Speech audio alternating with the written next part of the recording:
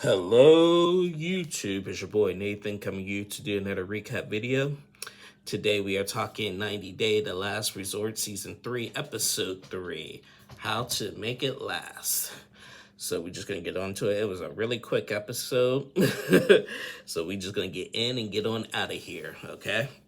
Okay, so we picked off where we left off last week at that elegant banquet. And the whole focus was shifted on Kara and Guillermo, and the fact that Kara is basically on OnlyFans and doing spicy content and stuff. Kara says that she does it so she can make money for her music career, which sounds ridiculous in my opinion. And Guillermo just feels like it's just a ultimate disrespect basically, and stuff.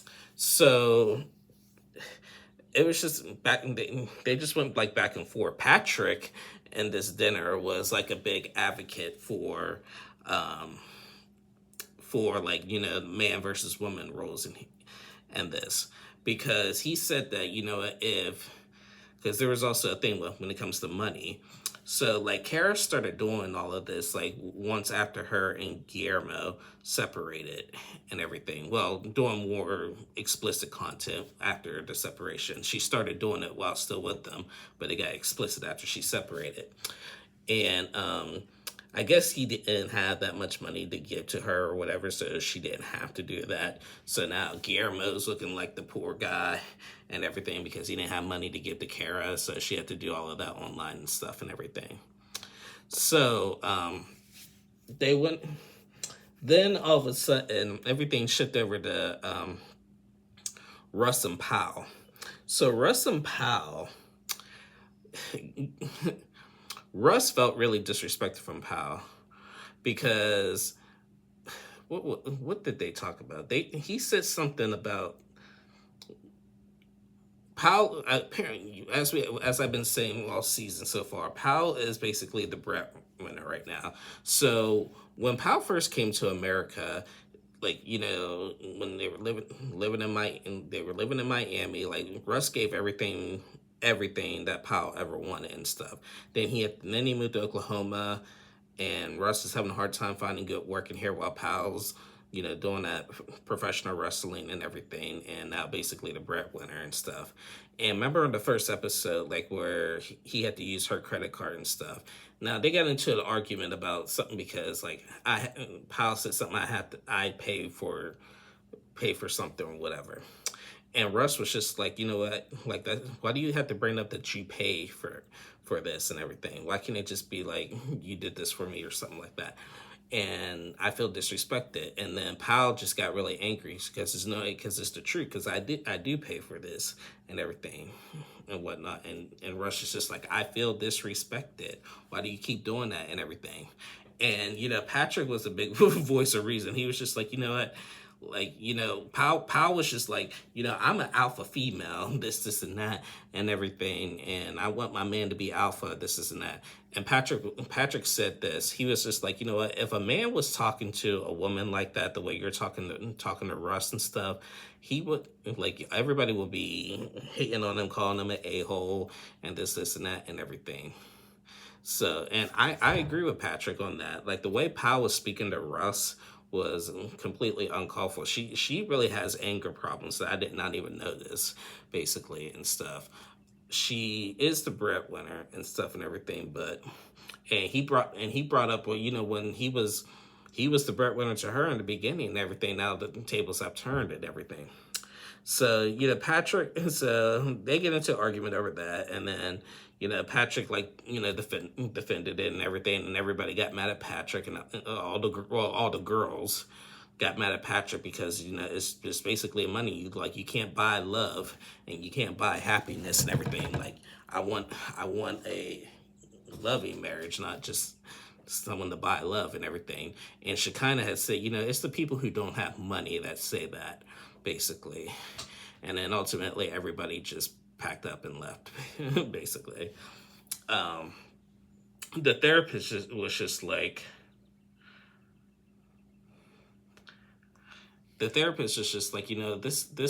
was supposed to be an adequate banquet and everything, but it just like it just turned into a complete whole disrespect towards everybody's partners. But she told all the guys to really compliment the women and stuff and everything.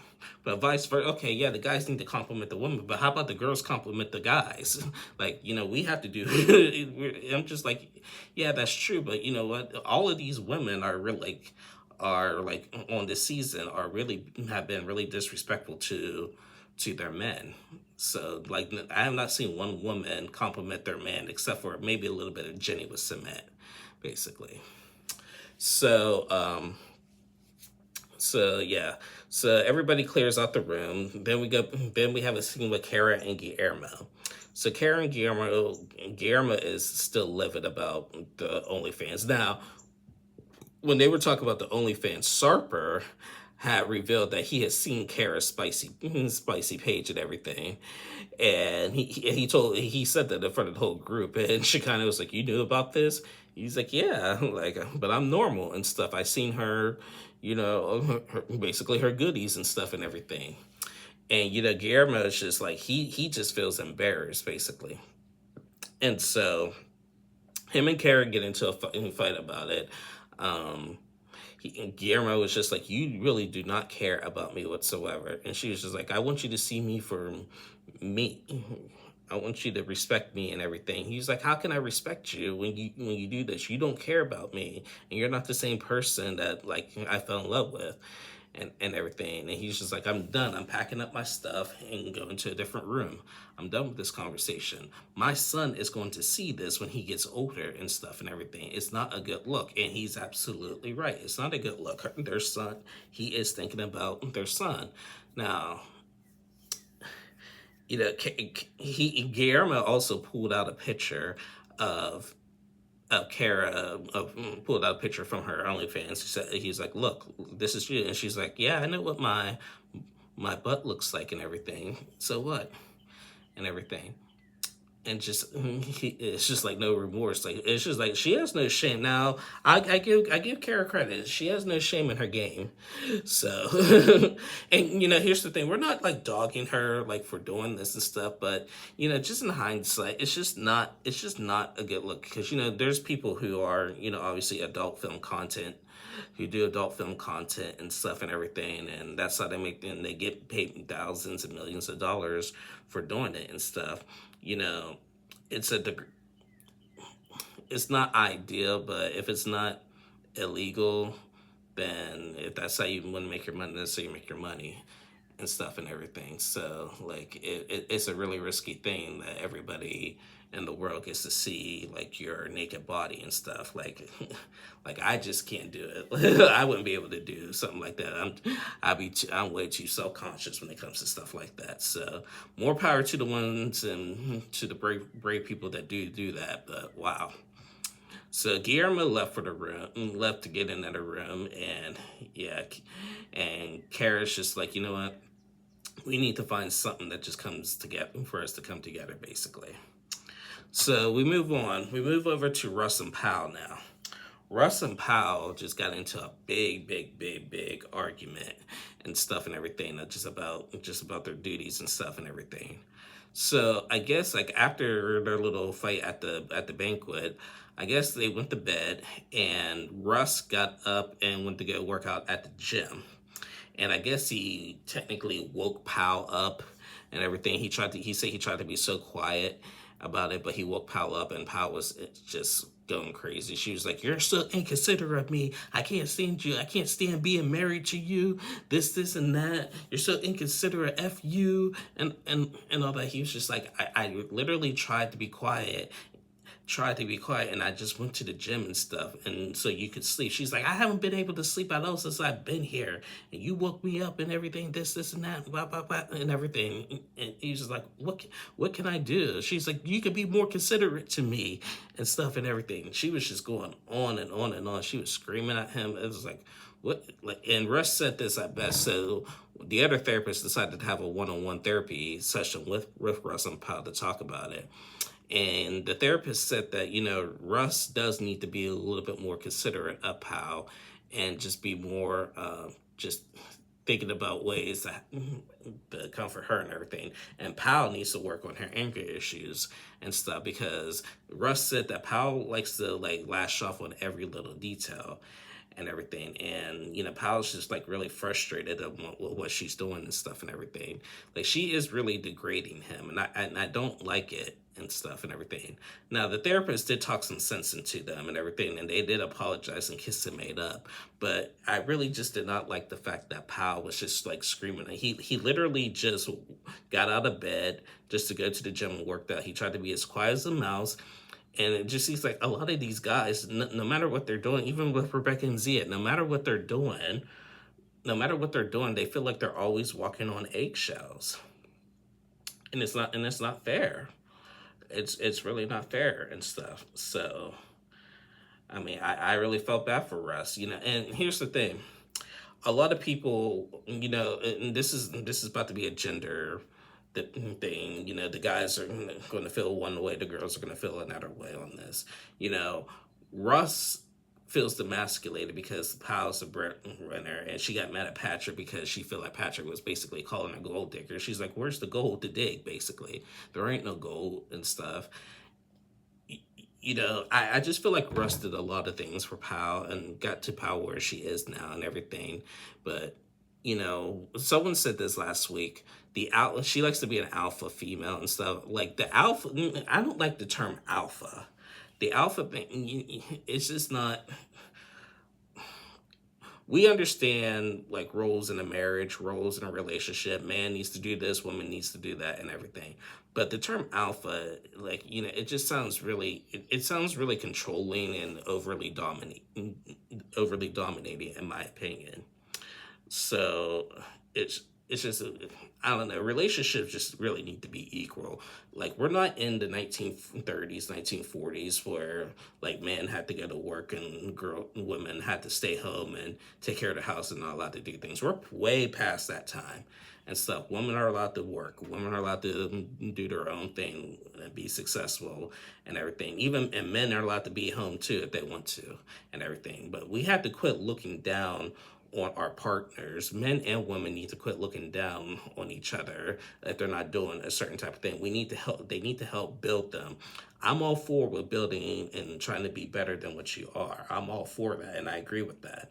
But some days it's hard. I struggle with that sometimes in my relationship. But the thing is, we have to, as a partner, if you really love your partner, you have to be encouraging and to help your partner get to where they want to be and stuff and everything. And just looking down on them because, like, oh, he ain't man enough or she ain't woman enough and everything, that just ruins a marriage or a relationship and stuff and everything. So some of this stuff is just really hard to watch, in my opinion. So anyway, after Russ and Powell's little one-on-one therapy with the therapist, now it's time for sex therapy. So all the couples get like a little card into the room saying that we're having sex therapy today and everything. So this should be fun. So the sex therapist comes out and she decides to, like, this is going to be a way for everybody to blow off steam and everything. So everybody had gotten like what are they like she asked the question, who was your celebrity crush that you pleasured yourself with, basically. Z had said Britney Spears. Who said Russ said Shakira and stuff.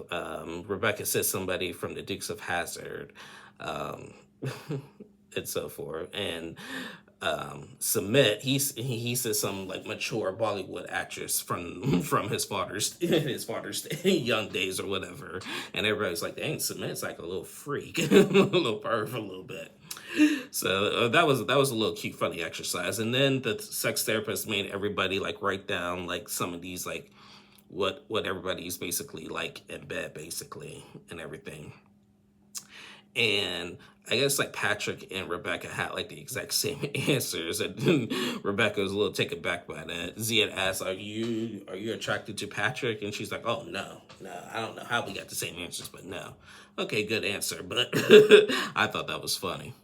So they go around the room and stuff and everything, and then Patrick and Thais, like, one of the problems with their relationship is that, like, Thais feels like Patrick wants to have sex all the time, and then, like, he's trying to be a cult, basically, wants to have sex all day, every day, basically, and that throws her off a little bit.